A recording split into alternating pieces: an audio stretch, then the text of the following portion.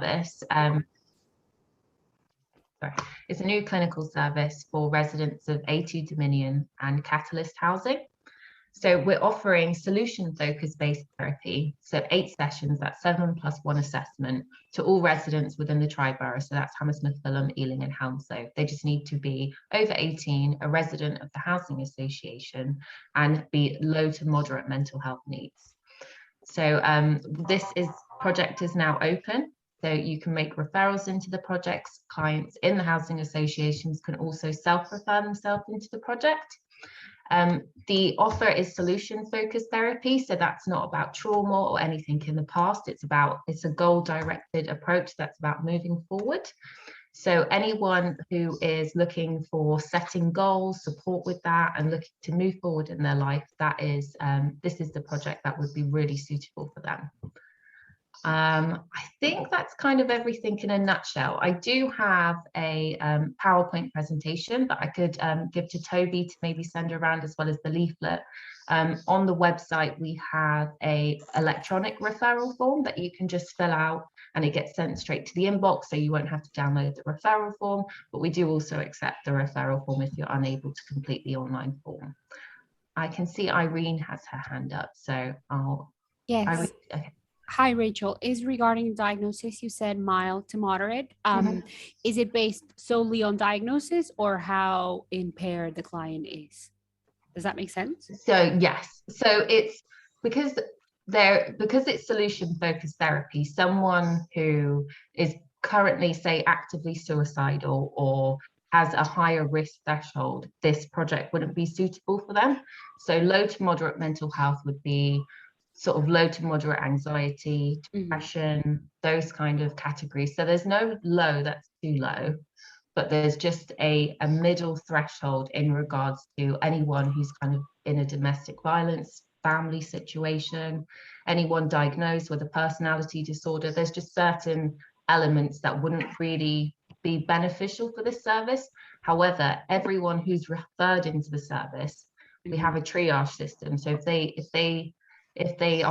don't meet the triage system and if they're not eligible for the project, we will find something that's suitable for them within their area and make sure that they're either referred in or signposted into that project. Wonderful. Quick question. For instance, we have loads of clients with paranoid schizophrenia or schizoaffective disorder who've been stable for a very, very long time and are actually quite well. They don't struggle with suicidal ideation.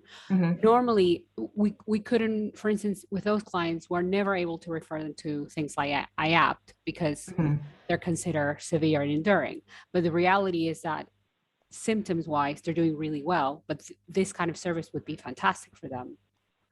So would you consider someone with schizophrenia? Yes. As long as at the moment they're stable in their mental health, we would need to go through a risk assessment with them in regards to what's presenting now to what's in the past and what protective measures and things they have in place to make sure that the therapy they're walking into would be suitable for them. Perfect. And a client who's not suicidal, but for instance, has a diagnosis of a panic disorder and has had panic attacks recently, how would that would be okay. That would be okay. So yeah, that would all kind of be hashed out in the triage and the risk assessment. But there would just be a few more things that we'd need to just hone in down on. But I would really encourage you to make the referral so that we can kind of get in touch with the client and see if we can offer them the support. But from what you just said, that would be acceptable. Fantastic. Thank you so much. No problem. Anyone got any more questions for Rachel? No, it sounds like a really good initiative, and I was just thinking, you know, it'd be really good if more housing associations supported their clients in that sort of way. And I was just thinking also it'd be really good if Ealing Council to people in council housing had something similar, because I think what's good about it is it's taking ownership of you're providing them with a house and accommodation, but also, you know, the importance of their mental health in that, and because that creates a better environment not only for themselves but the people who live around them. So it'll be really interesting to see how that project unfolds in terms of where they are literally housed, and then making sure that there's mental health support. So it'd be really interesting to kind of show, if you get kind of findings from it, to the council, perhaps how they could be offering something similar. But sounds really interesting. Absolutely, and perhaps we can come back in a couple of months once the project's sort of more established and give a bit of an update about how that would be interesting. Yeah, thanks. So we've got some more hands up. Nola, I see you've got your hand up. I do. Hello, good morning, everyone. So I have a number of clients who are based in A2 Dominion properties, who are who have various diagnoses, and they're quite fluid in their presentation. So when we talk about medium risk, I'm just wondering, is there any scope for referring them into this service, and then they're looking at the outcome of the assessment to determine whether we're able to support them or not? Because quite a lot of people are excluding clients who are presenting as with formal high-risk diagnosis, so to speak. And what it means is that they're dropping through the cracks, essentially, because we know for a fact that mental health services are very, very stretched in the borough. So I'm just wondering, bear in mind that people will meet your criteria on some level, could they not go for an assessment for you to determine whether they're able to be supported? I've got somebody with quite severe agoraphobia who won't leave home, who probably hasn't left home in the last 6 months at all. So someone like that would really benefit from some support. And I'm anxious for them not to be excluded. Yeah, no, I completely agree. And I think that's a really valid point. I would definitely encourage you to make the referral into the service. And if we felt like after triage, it would need a further assessment from the counsellor who's in place with that project, that's absolutely something that we would do. What we just need to make sure is that, because it's a short-term service, we need to make sure that we're not sort of with people who need that longer-term support. So we need to get them the longer-term support that they require, because this is solution-focused free therapy. So it's short, it's 7+1. So we need to make sure that they're going to get what they need from those sessions. So I guess that's where the exclusion comes in. But like I said, no one will be left with, sorry, we can't help you, but everyone will be great. Supported. Yeah. Thank you. No problem. Sean, did you have your hand up a second ago? I did have it up by accident. Oh, okay, no worries. Anyone else with a question for Rachel? No, I think that's it. That's great, Rachel. Thanks very much for joining us. And yeah, you said you've got some information. If you can send that to me, well, I think I might have it already actually, but I will send that around afterwards just to remind everyone of your service. So perfect. Thank you so much, Toby. Brilliant. Thanks so much. Thanks. Okay, so now we're going to move on to Daniel for an update from Mint. Thanks, Toby. Good to see you. Thanks, everyone. So yeah, an update from Mint. Well, I think one of the previous people speaking alluded to it. We are pretty stretched at the moment in terms of the demand on the service. So I think that I don't know how people on this forum are experiencing community services at the moment and Mint, but we have quite a significant delay in processing referrals. So it's taking time for us at the moment to, first of all, triage the patient when they come through to us, and then also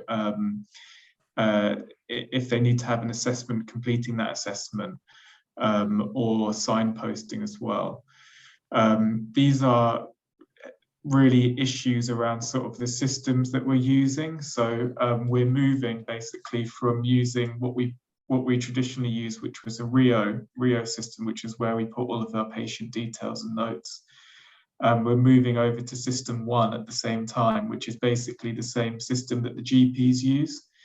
So that will be the system that we use primarily going forward. But because at the moment we're working across 2 systems, it's causing some slight confusion. And sometimes it means that we're a bit delayed in being able to respond to cases as well. So we've got a system in place to respond to sort of things urgently, but referrals coming in which aren't urgent, it's taking a little bit longer than we'd originally planned. And this is not something that's going to last forever, but it's just as we're sort of in this transformation, is quite tricky because we're being asked to do a transformation and obviously do business as usual with, you know, the same, if not less staff than we normally have. So that is really the challenge for us at the moment in terms of the managers of the Mint teams. But the good news is that we're moving to our new site in the next sort of couple of weeks. We're going to start seeing patients over there very soon. And first of all, we're going to have our medical appointments over there, and then we'll start moving sort of like the rest of the cases over there as well, so that the nurses and OTs and support workers will be seeing patients there, and in the GP surgeries as well. So that's some good news that's coming through as well, because it's a nice building that people can come and we can see our patients in, and patients can come to. So that's an update from me. I don't know if Craig wanted to add anything. No, I think you summed it up well. We're still managing with the sort of front door. It's been a lot of our main focus at the moment. It's been much higher than we anticipated, but it does feel like we're getting there. You know, it's not all bad, like Dan was saying. It's just in terms of response times, because our target is to try and respond within 28 days. But the reality is we're not quite there yet. And also Mint is a developmental project over the next 3 years as well. But it does feel like we're starting to get to grips with it. It's just about processing things in a timely manner. And we're also hit with the usual kind of problems which we do have in the NHS, I'm sure in your own organisations as well, is staffing. So we do have vacancies. And the problem we're having is, I think as the teams have expanded across England, because this isn't just West London, there's more jobs become available, but then there's not necessarily the registered practitioners to fill them jobs. So I think we're seeing a whole mixture of things at the moment. But yeah, the update Dan's given is very similar for the Ealing Southall Mint, which is the team that I manage. So that was it really. Yeah, not too much further of an update. So are you all moving together into one building? So Dan, I will be staying, the Ealing Southall Mint will be staying at the Limes for now. We are currently trying to look for another office because it's not a nice place, if we're honest. We're currently looking at some places that might be getting currently built in Southall. But we are trying to keep it around the area that we're in, because it's quite good for people to get access to, especially in terms of the station being there in Southall. But we will be remaining there for the next at least 3 years.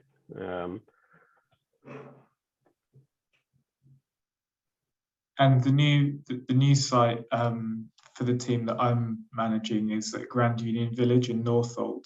Oh, it's yeah, based with the GP surgeries there. So we've got the 3rd floor. So we've got it sort of all kitted out in terms of the IT equipment. There's a little bit of building work that needs to be done as well.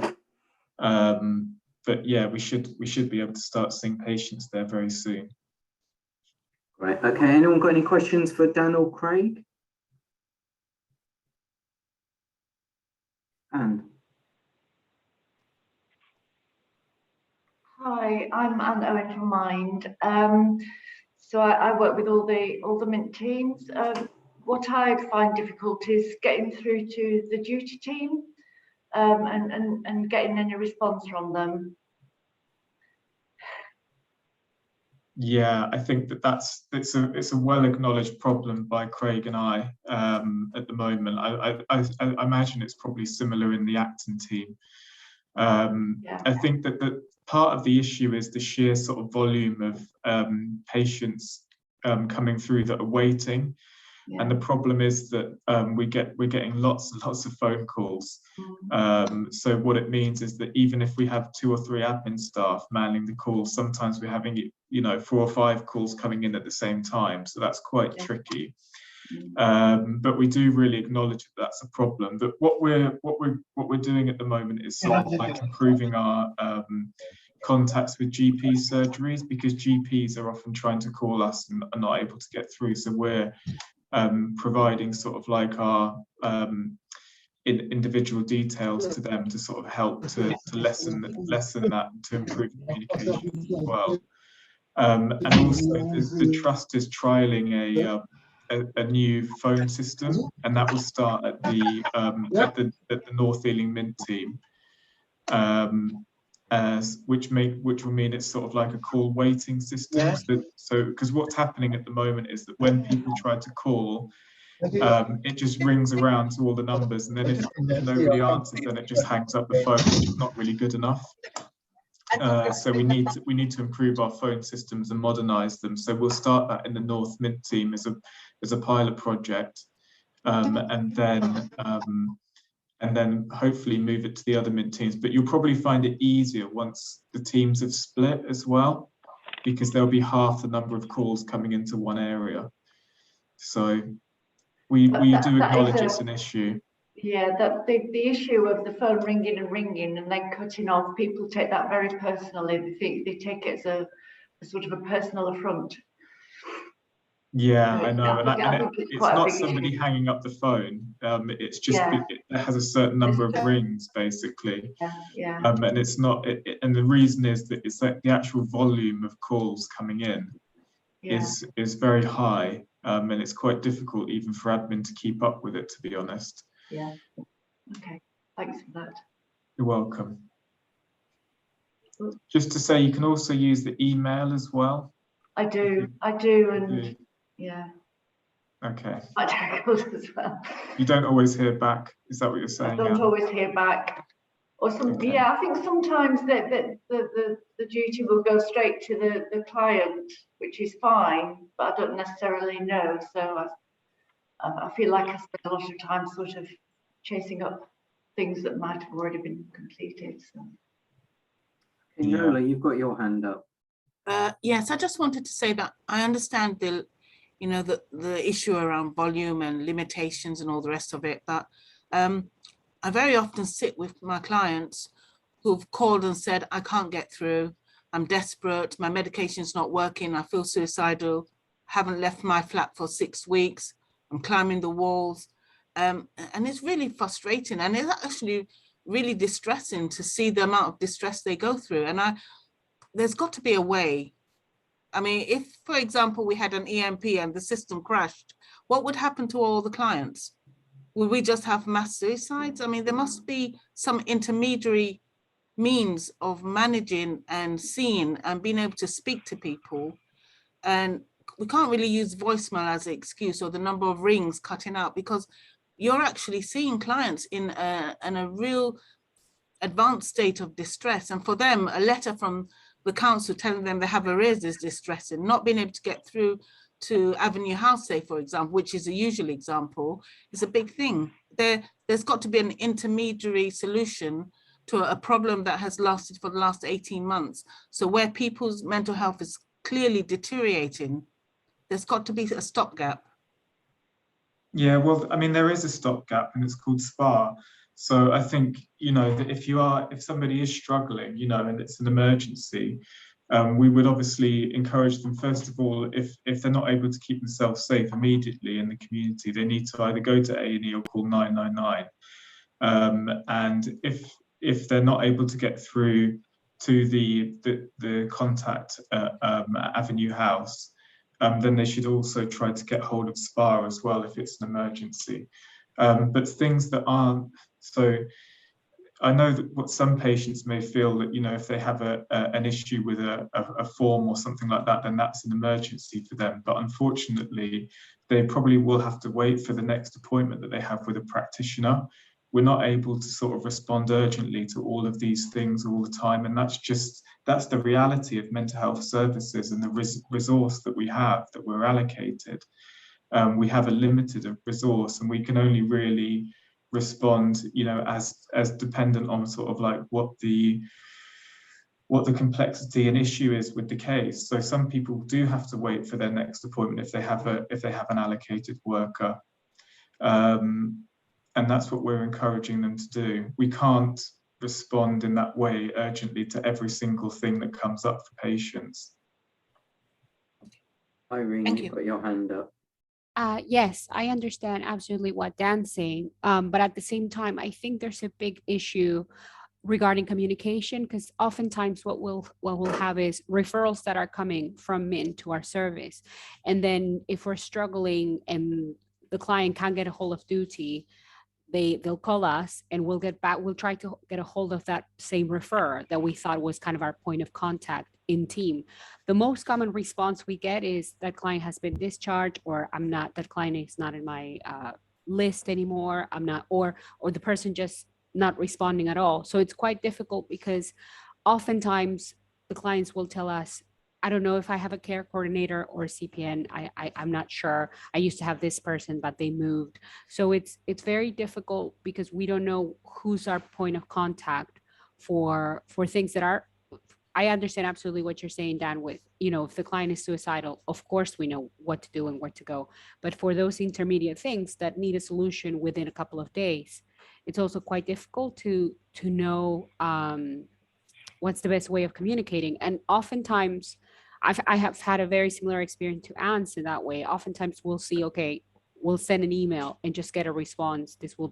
Sometimes we'll get an automatic reply saying this will be dealt with within the next 2 weeks, but oftentimes nothing happens. So it's kind of what would be the point of contact.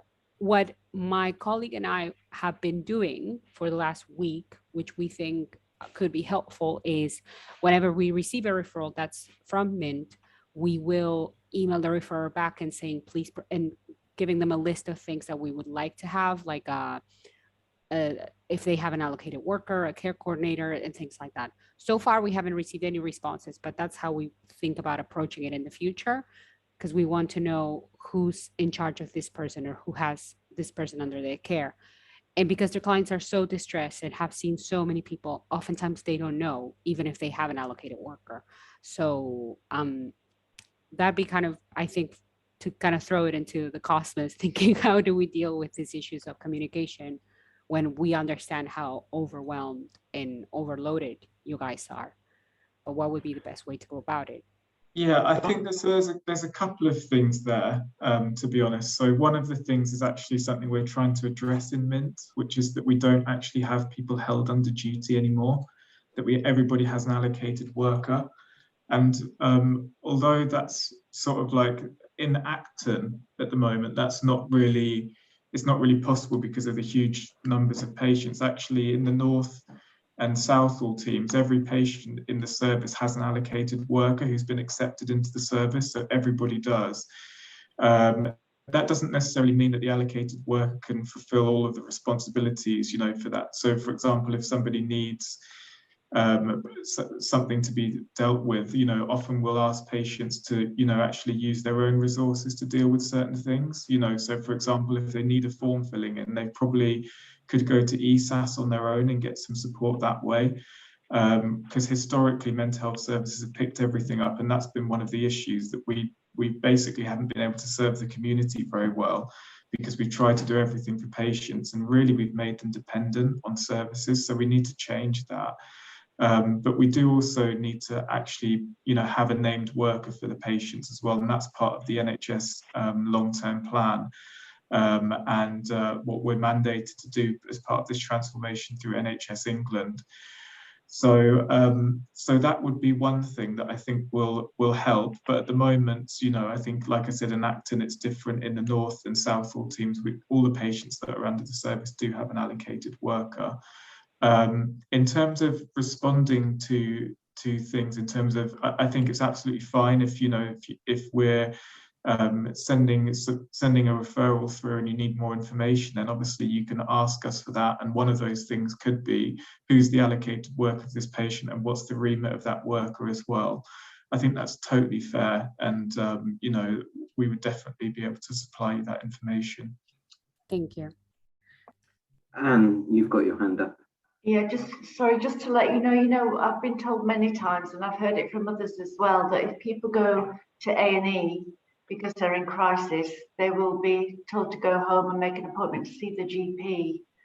And similarly, people phone single point of access, and if they're already linked to one of the Mint teams, they will just be signposted back to them. So it's yeah, I hear that. I think it depends on the presentation. I used to work in A&E as a psychiatric liaison nurse. I did that for 18 months. And doing psychiatric assessments when people come into A&E. So whenever somebody does come into A&E, they have to have an assessment within an hour. That's basically the remit, you know, and if it's more than an hour, then they breach. But I would only suggest for people to go to A&E if they are in sort of like a mental health crisis. It's not a place where you can go and sort of get, you know, support for something outside of the, you know, outside of sort of like a crisis situation.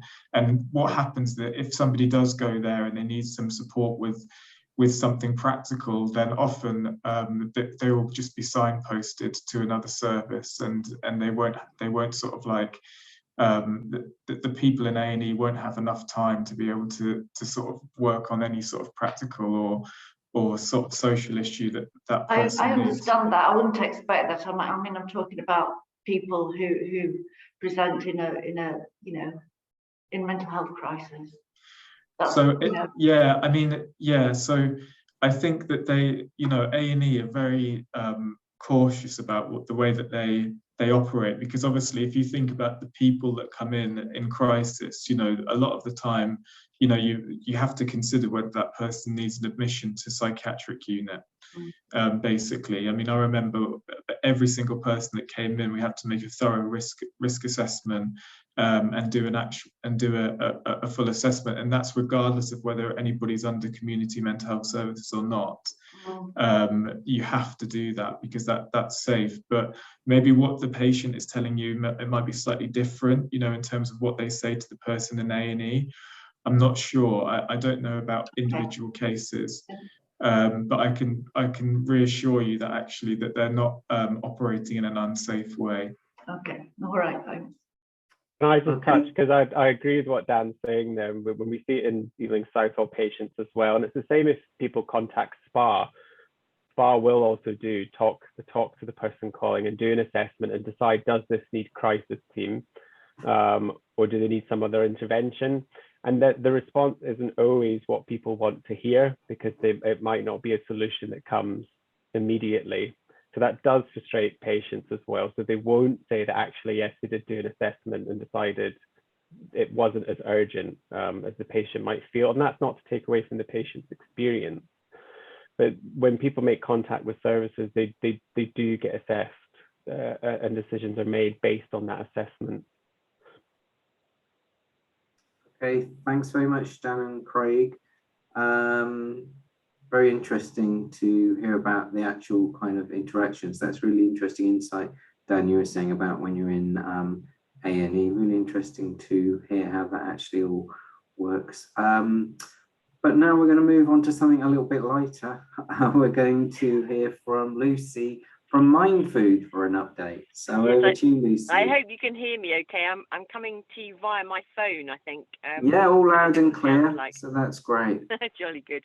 So I'll keep it relatively brief. I'm just about to run a session. I'm just sitting in my car.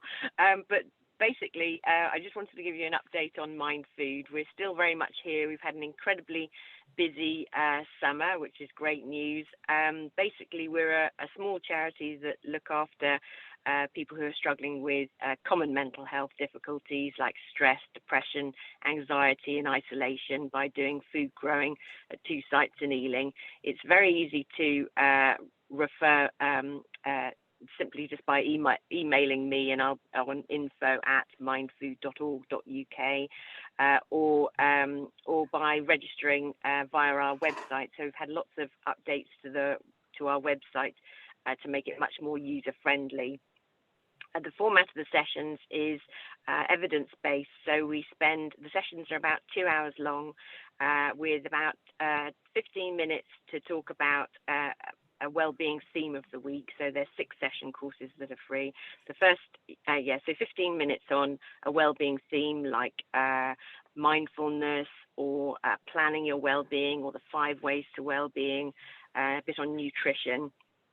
Then we do odd jobs around the garden, and we can cater to everybody's energy levels. So if people are struggling with mobility, then we'll get them sewing at sewing seeds at a table. We've got some. One of the excitements of the summer was receiving 18 raised beds from Selfridges ex-display that can all be used at standing height, so no more problems for wonky knees, which a lot of people are grateful for. And also just to say that and then we also have a cup of tea, and if people are enjoying the sessions with us, then they can carry on gardening with us really indefinitely. After people have done growing well-being courses, a 6-session well-being course, then they can carry on with a program we call Plot to Plate, and there we're growing seeds and plants to share with others. So we've done a lot over the summer in terms of linking in with other organisations across the borough to give, and with primary schools to give away plants for free. So we've got we helped about 12 primary schools and 3 SEND schools just last year, and we're wanting to up the ante on that for this year, and that'll all be happening through the winter as well. So we're an all-weather outfit, so there'll be sessions on site throughout the winter, but also we'll do some online. We've got some online already. Again, just simply a matter of getting in touch with us via our website. We've got 2 new projects that have started that I thought might be of interest to people in the group. So we've got one that's coming up at Chiswick House. I don't know if we've got any Hounslow members, but we've got a partnership with Chiswick House where we're running growing well-being sessions from their kitchen garden. That's happening through mid-November to mid-December, and we're also organising travel. We're specifically targeting Feltham as one of the poorer parts of the borough, which is about 2 hours away from Chiswick House by bus, but just 20 minutes in a cab. So we're organising free transport just to see the benefits of making travel easier for people to get to the site. And then the other project that we've got is in Acton, North Acton, which is going to be for 18 to 25-year-olds. And I thought this might be particularly one for Maggie and the Job Centre team. It's a new project with Artification, and we're basically combining gardening and nature-based creativity for 2 times 8 weeks of sessions at the North Acton Pavilion. And recruiting for people to start mid-November there as well. So yeah, there's plenty going on. And then just finally, we are also recruiting for a new fundraiser business director. Our founder Kieran has convinced. Well, he's having had a dabble with gardening, is now transitioning fully to being a professional gardener. So we're letting him fly the nest and looking for an experienced fundraiser. So if you could share within your networks, I think we're a pretty good outfit to work with. And yeah, if you could help us spread the word, that would be brilliant. And I think that's pretty much it. I don't know if anybody's got any questions for me. That's great. Thanks, Lucy. I'll definitely share that information you were saying about the initiative at Chiswick House and Feltham with Dawn, who's the Mental Health Commissioner at Hounslow Council. They run the Mental Health Forum in-house, so she can share that information. That's fantastic. And what else? Anyone else got any questions for Lucy? I've got a presentation, Toby. I don't know if you'd be able to share it with people just in case they're not quite as familiar as I might think about what we're up to. Yeah, I've got it on my screen at the moment. I don't know if you can see the screen. I've been sharing a few slides. I don't know if everyone can see. I've got on my screen at the moment. Julie, can you give us a thumbs up if you can see it? Yeah, oh, it is up there. Yeah, so I'll send this one. Lucy, you sent it to me just for the meeting. I've got it. I can't see that from my phone. I've got it on colourful pictures and happy people. Yeah, we're basically. I was going to say one of the other things that we're up to is we've started a fairly very proactive anti-racism journey, because mental health difficulties are largely due to social and health and economic inequalities. including racism. We feel there's a real opportunity to celebrate different cultures across Ealing. And we can do that very easily through celebration of food and food growing methods. And we'd be delighted to talk to any organisations about what we're up to. We did a couple of partnerships through the summer, one with GoSAD and one with Southall Black Sisters, to really find out what the specific needs of individual groups were. And that's worked really well for us, and it's really helped us really feel more a part of our community and introduce people to mind food in a way that suits them. Sounds really good. I was just thinking as you were talking, looking at these pictures, it'd be really good if they're maybe at West Ealing Library, you could have an exhibition or something about all your activities. It'd just be really interesting for people to come in and see pictures and find out more, because we'd really be keen on that. So maybe we could sort something out along those sorts of lines. Okay, well, I've actually got a huge poster if you want it too, Toby. Yeah, definitely. Yep. Fantastic. Thanks so much. Okay, thanks for joining. I'll see you again soon. Okay, let's see. I think we've got Natalie from the Solace Centre to give an update from there. Natalie, are you on this meeting?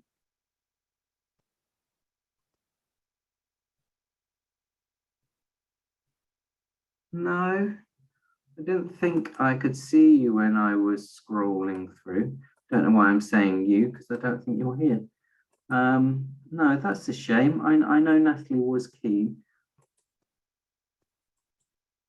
Hopefully she can join at the next one. Also, there was going to be Francis Dalton talking about the new drop-in service at Ealing Baptist Church. I think that's where she's based, but she's going to be at the next one as well. And also we're going to have Bushra, the Mental Health Commissioner from Ealing Council. She's going to be joining at the one at the end of November. Okay, we can move on to the breakout session. So it's really easy.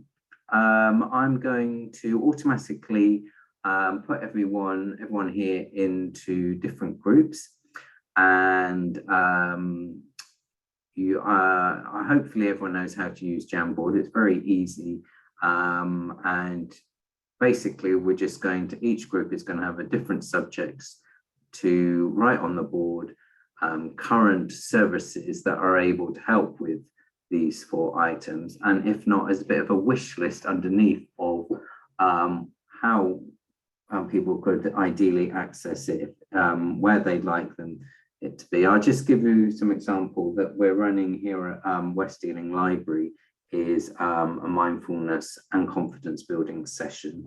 That's part of the Recovery Hub, and we thought it was a really good idea to run it because 1, we've got a central venue, 2, there is the new Mind drop-in service that's over the road at the Lido Centre. So we were hoping that there could be signposting from clients there that they could come to these sessions, and they are all drop-in kind of standalone sessions. We've been running, I think it's we've got a series of 4, one every, I think it's Wednesday between 12 and 1, and anyone can turn up.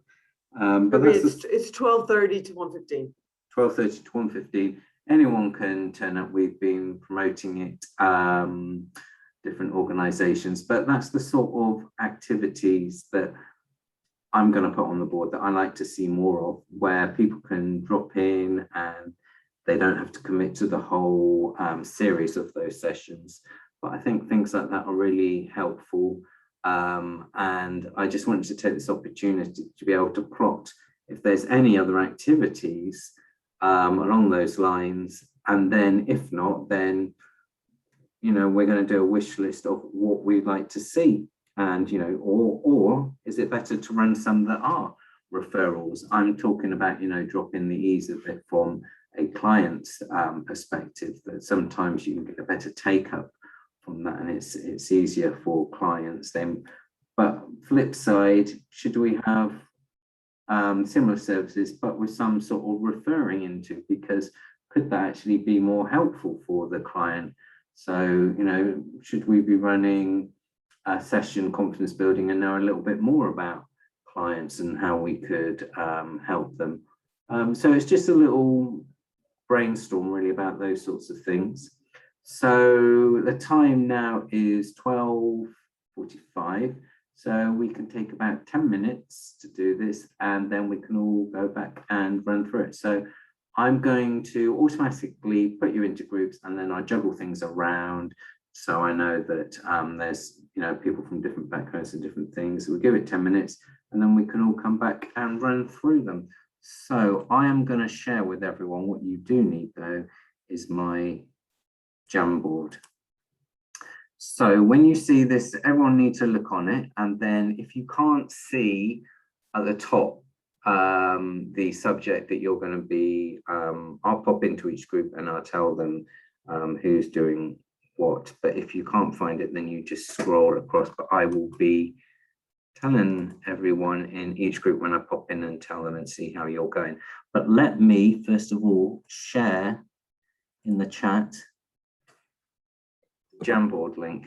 So everyone just needs to click on that link to begin with. And now I'm going to try and put you all into groups, and then I'll try and pop into each group, or I'll send you a message to tell you what your subject is. Okay, here I go with the breakouts.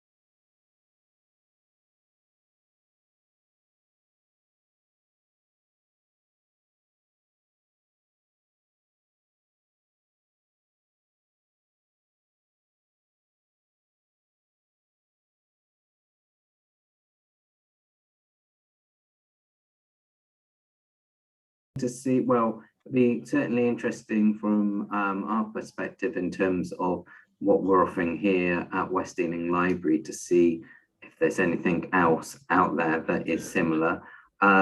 So I'm just going to share the Jamboard. Let me get that up. Can I ask very quickly, will we be able to access the recording of this meeting? Yep, every meeting's always recorded.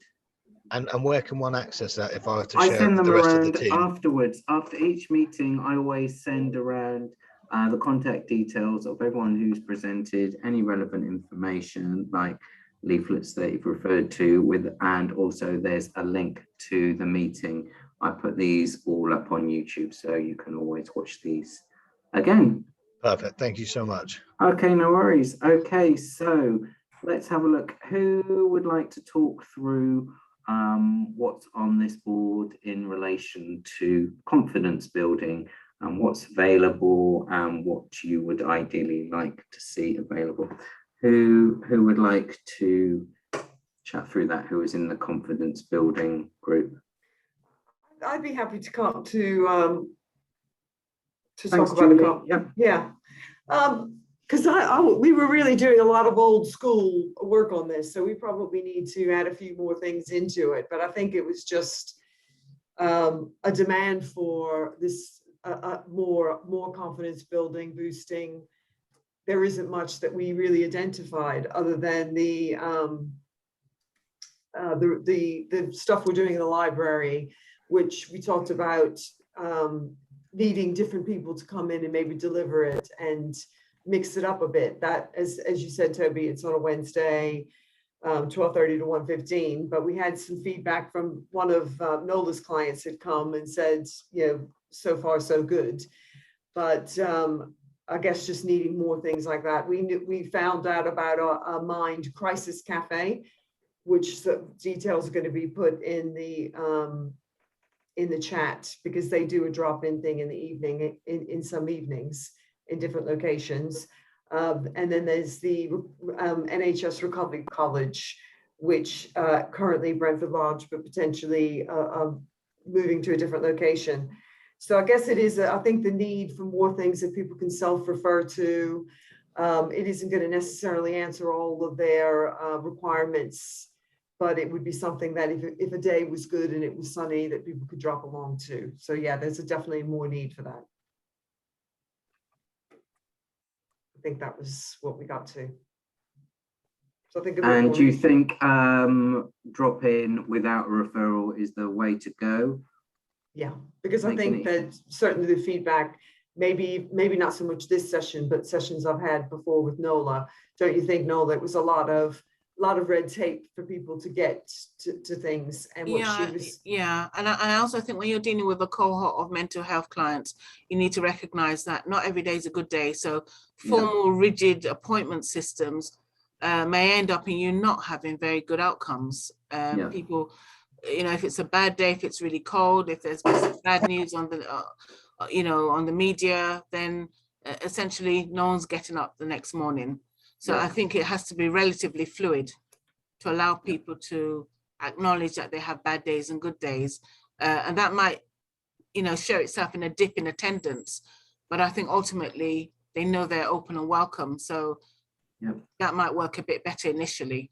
I always think, if possible, just having drop in, because, sometimes then people feel pressurized if they make an appointment. And like you say, if they're not in a good place on a particular day, and when you say to someone, hand a leaflet, and you just say, look, no pressure. If you feel like it, you may not this Wednesday, but next Wednesday, just making it fluid takes a lot of pressure off people. So, yeah.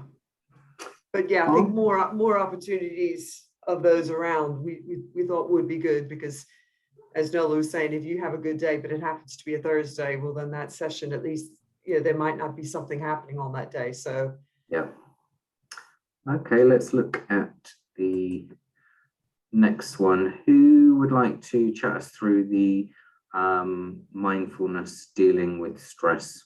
What sessions are currently available and what they would like?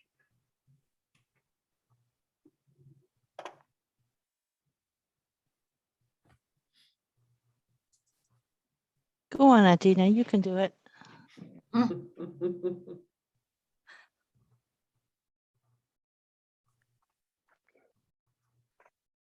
No one's going to chat us through it. Come on, Gina. Okay. Sorry, I was talking by myself. Yay. We were talking about having kind of working groups and some psychoeducation for people to understand what stress is, how it impacts, you know, everyday life. And I think that Caroline said prayer would be a good group for people. Does it make any sense? But where are you currently signposting people to for this? I think that even at Mind, if they do this gardening courses, there might be a space for walking. Mind Food is a good place to refer into. It's a place where you can go and, like I was trying to explain, you don't have to do anything. If you just want to sit there and be, you can be who you want to be. And it's a drop-in. I mean, I think they are referred. There is a referral where Lucy will have a chat with people, but it's quite fluid. And there's also a new safe space in Ealing, in the Baptist church, where I think that's a drop-in service where people can just go and be who they are. And yeah. I'm just moving a few things around here because I was Yeah. just trying to differentiate what is currently available and what we'd like to see. So you currently Mind Food, and Recovery College and the safe space with Mind, Engage with Nature, that was part of Mind Food, wasn't it? Yeah. And so down here, all the things that you would like to see. Yeah. And at Yardo, they have Sunday evenings mindfulness session. It's for free online. Okay, that's interesting to know. Yardo on Monday evening. No, Sunday evening. Yardo, 8 p.m.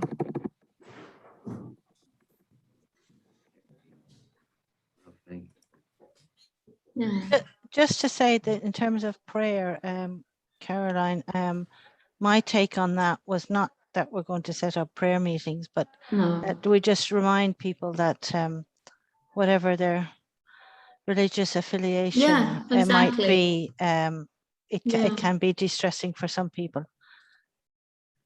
That's yeah. Well, I think that any affiliation doesn't, whatever they feel, whatever they think prayer is, it doesn't have to be a religious setting, sitting in a room with your hands like this. Prayer is any way that you want it to be, that people want it to be. It doesn't have to be a stressful situation. So, sorry, I'm just looking at this post-it here, and you put in your what we'd like to. I don't know whether this was meant for what we would like to see. But does anyone know what happened to Stitch by Stitch and Craft So Bead and all those places? Does anyone know if they're still operating? We have a knitting group in the library. Yeah, I just saw that yesterday. And then there was the Wellshore Hub used to do things. I don't know if they're going again, which is just around the corner from the library on the Oxbridge Road. Didn't they do knits and natter or something? Or yeah, sew these and are all the chatter or things something? I was thinking would be good if anyone knit. I might have to check on the time. I know it's every other week on a Thursday. I think so. I can just check that when Toby sends everything out. We can add that on. But I think it's just run by a group of nice people. It's not anything organized. It's just they used to do it. I think pre-lockdown, and they've just brought it back out again. And just they sit in the corner of a library doing their stuff. Yeah, and try the Welshore Community Hub as well.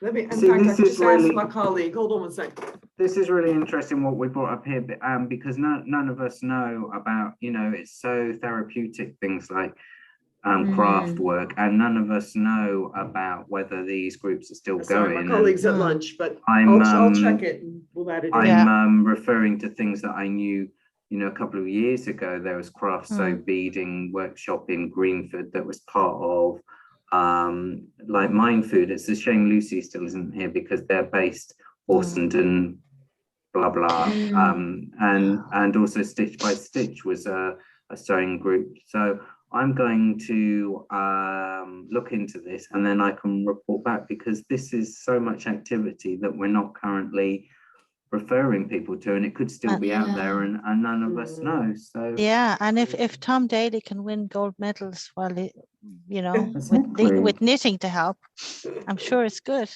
Okay, let's move on to the next one. So we've got healthy eating to improve mood and save money. Right, who did this group would like to chat us through this? It seems like you've put here lots of things are available, so, or I don't know whether this was your wish list, but talk me through it. Yeah, do you mind, Will? Yeah, that's fine. Can you hear me? And my connection isn't so Yeah, we so can hear solid. you loud and clear. Yeah. Lovely. Okay. So unfortunately, this is basically just a wish list. We don't really know anything that's available at the moment, apart from Green Corridor, which you just moved, and Mind Food as well. And Mind Food, which we discussed obviously today. Now, Green Corridor, I've outreached to in my new position. I work in the Ealing Community Rehab Service as a link support worker, and I'm trying to tap into the community for people with complex mental health difficulties, to try and access things in the community and to reintegrate themselves and rehabilitate into society, essentially outside of a mental health setting. Green Corridor did offer healthy cooking classes, like short classes, and I think I actually accessed that through Toby, I think through your website, I have a feeling. Now I've contacted them by phone and email. I'm waiting on a reply, so I'm hoping they're still going. I'm not sure if they are, but that is the only one apart from Mind Food that we're aware of that really is accessible. Now I'm the recovery and rehabilitation focus on this because of where I work. I don't know if I've frozen. No, I can hear you. No, you can hear me? Yeah, that's fine. Everyone else is frozen on my screen, but if you can hear me, that's all good. I can hear you, Will. Okay, so we were thinking that free community classes, I've really struggled to find anything with regards to community access to cooking or to money spending or budgeting, healthy shopping seminars, because I think it's not just about saving money and eating healthily, but it's giving people the skills to cook healthily, because then they can cook for themselves, they can start to enjoy something, they can integrate and meet with other people. I have lived experience of mental health, and when I was acutely unwell, I found myself incredibly isolated from the community, from my friends, from my loved ones, from my family. And I think if we would be able to give people the skills, to upskill and to learn something new, to be around other people, not necessarily of the same situation as them, but different people with different perspectives and different outlooks on life and mental health and their recovery pathway, we're going to really be able to benefit people's mental health as well as help them with eating healthily, saving money, cooking well, being able to integrate back into that community that they're essentially being isolated from because they're in that mental health, which can be, and actually I met with Irene yesterday, she's just left the meeting, I believe, but it can be a fairly artificial setting for some people. So I think for me and for Valerie, what we're discussing is really something in the community might be useful. Now, obviously, it was mentioned earlier about people potentially being able to drop in to sessions, and that maybe being useful for people, because if it's not the right day, or if it is the right day and they feel like that's the day they're going to go for it. In our service, we're working with people with complex psychoses. So I think in our instance, probably a referral or maybe a self-referral with a screening would be beneficial. Of course, someone like myself or a care coordinator or a peer support worker maybe could attend the first class or 2 classes or so, if it was available. But essentially, I think there needs to be a community focus and a rehabilitation and recovery focus, because in my understanding of it from my journey and what I've been through is that recovery isn't going back to how you were before, but it's a transformation into somebody, you know, in the future who you're going to become. And I think if we can offer that in the community, and give people the skills to eat healthily, improve mood, save money, have budgeting and healthy shopping seminars. So not just eating healthily, but how to shop healthy, how to shop cheaper, how to shop economically, and then cook those skills. Is essentially what we were thinking. I'm sorry if that was a bit of a flood from the heart. No, that's interesting to know. I've actually got quite a lot of insight into this, and that's why I was interested to hear if anyone knew of anything else, because I have been banging on Ealing Council's door for years now and kept on saying that they need to deliver these sorts of sessions, because as you just said, you know, they work on so many levels that people can eat healthier and talk to people when they're cooking and increase self-confidence. Anyway, to cut a long story short, I even got Ealing Council to talk to Ealing, no, I'll get it right third time, Hammersmith Food Bank, who delivered these sessions called Eat Well, Spend Less, connected them. And I said, you need to deliver these sessions as part of the adult learning. I couldn't get any traction there. I even put together a funding bid. I worked with Julie. We were going to have chefs doing cooking. I was going to organize it so people, instead of using food bank, could get vouchers from local greengrocers, given recipes, cooking at home. And I put big funding bid and I wasn't successful.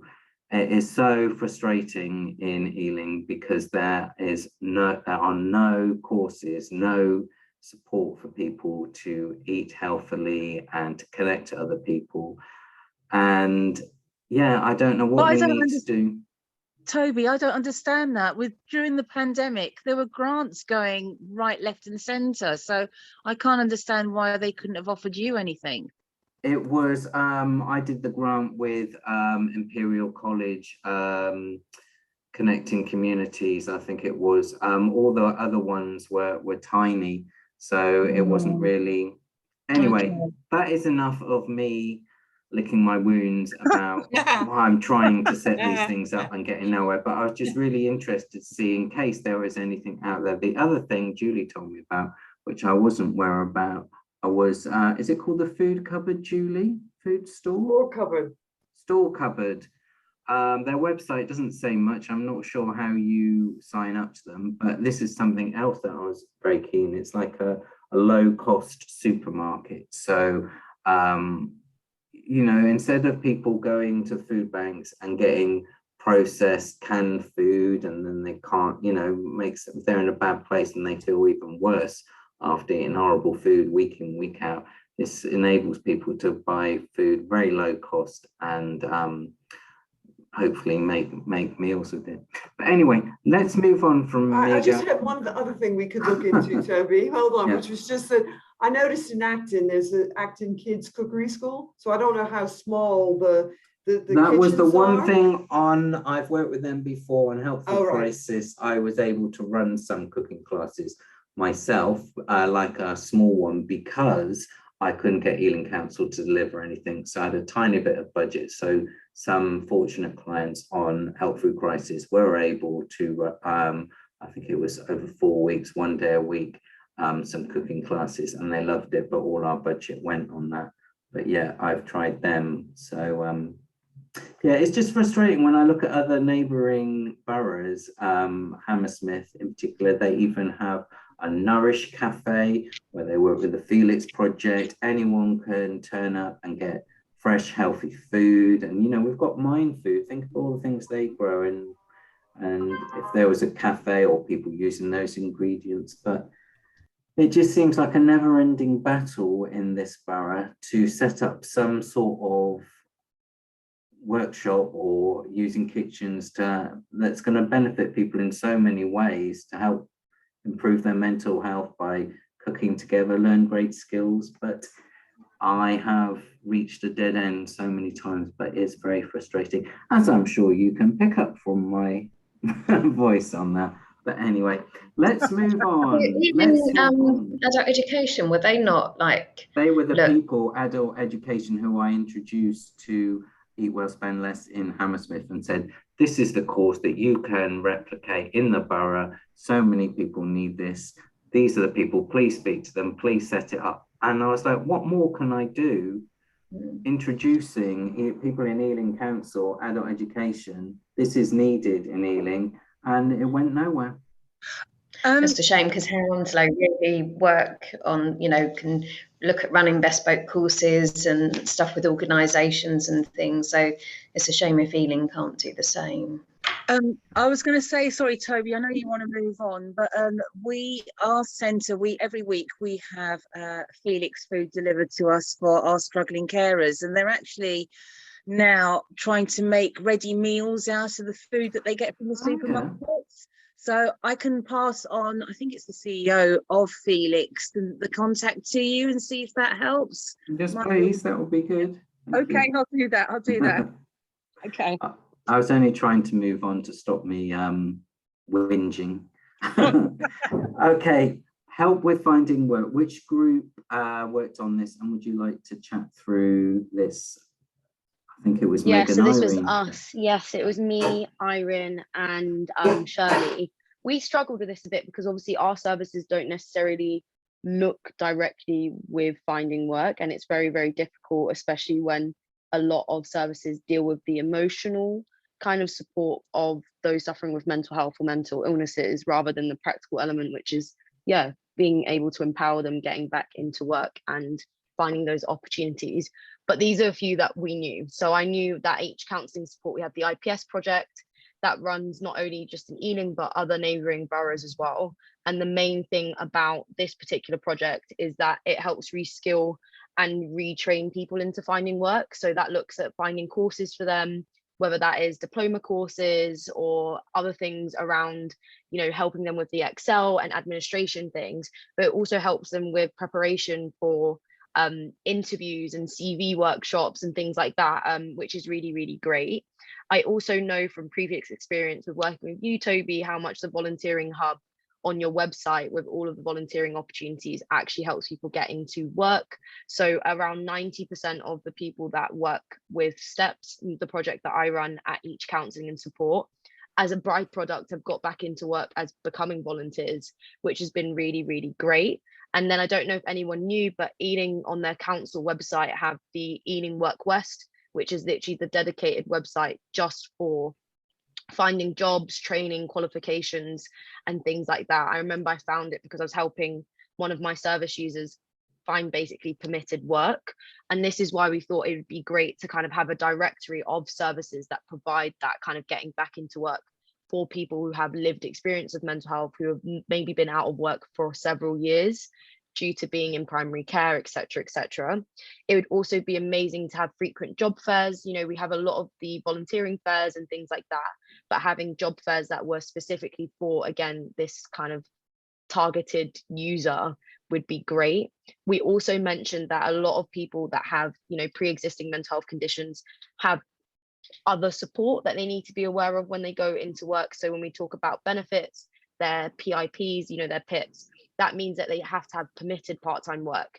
It's very difficult on some of these websites, even for the Ealing Work West, to know what actual job roles an individual that is on other benefits can use as permitted work. So it might be worth having an actual, directory of permitted work that individuals can go into.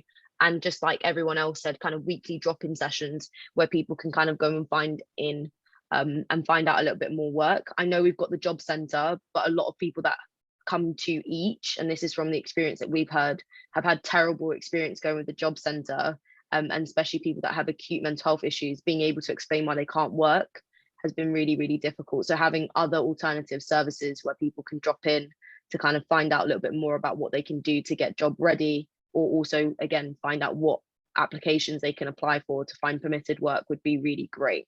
But that's pretty much what we came up with.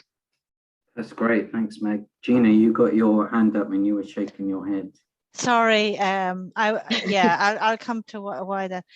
Yeah, so gosh, I'm going to bring in Shan as well, because she actually delivers all of the above to Mint clients. And yeah, just a couple of comments. So we have developed a small directory, which I'm happy to share, of all of those services that have been mentioned and more.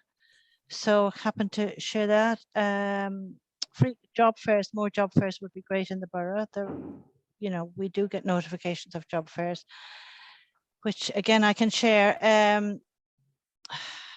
But I you know, we have a specialist an employment forum. I don't want to, you know, as well, that has been running for about 4 or 5 years. It took a break over the summer, so we're starting again at the end of November.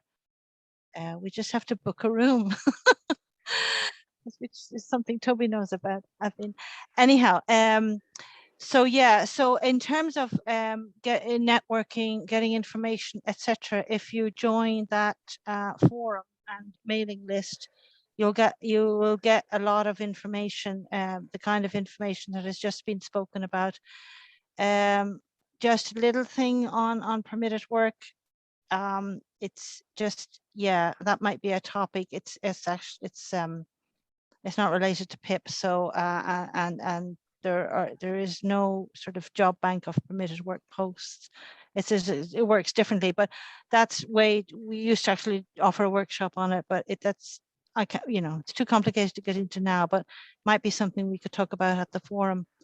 But maybe Shan, if you'd like to say about what our service does, perhaps. Yeah, we also run employability workshops with the Recovery College. So we cover off things like creating a CV, making applications, and the stuff on saying well at work, which is really important. In addition to finding work, we need to make sure that people are staying well once they do. I am new to the borough, so I'm still finding my feet in terms of what resources are around.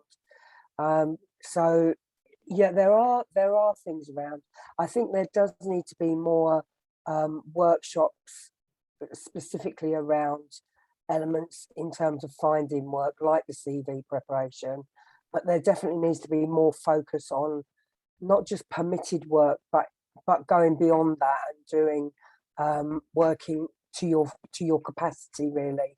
Because I think if you go with permitted work, I don't have a thing against it, but I do think you still carry around that sickness mentality of maybe I'm not fit enough to work a proper job. So yeah, I mean, permitted work has got its, you know, it's definitely good and has a use, but I do think there needs to be some people can work beyond that. Yeah, definitely. I agree. I'm just saying from the work that we did with, so we kind of surveyed our service users to ask them kind of what it is that they need. And for a lot of them, they had tried that avenue of going straight into work, and it didn't work well for them because the environments they were going into weren't suitable for that transition. So a lot of them said it'd be great to have, like you said, that first step, which is maybe permitted work, but what happens afterwards, after you've graduated from that part? What's next? How can I get into something that's more kind of sustainable and long term? So I definitely think you're right in terms of like what else can we offer in terms of that. Yeah. Shan, can you say a little bit? You haven't said what you actually do, which is, you know, because it's a secret. Don't you need more business? Yes, you definitely need more business. I am the IPS team lead for the Mint teams in Hounslow. So we work with, I'm not. Ealing. You're right, Ealing. Yes, see, it just trips off the tongue there. So we're working with people with complex and serious and enduring mental health problems to support them back into paid employment. There's a lot of work around preparation, and then it's a place and train rather than train and place. So yeah, we support them into work, and then we carry on supporting them until they're confident, you know, and ready to go on their own. Does that tell you what I do, Gina? Julie, you've got your hand up.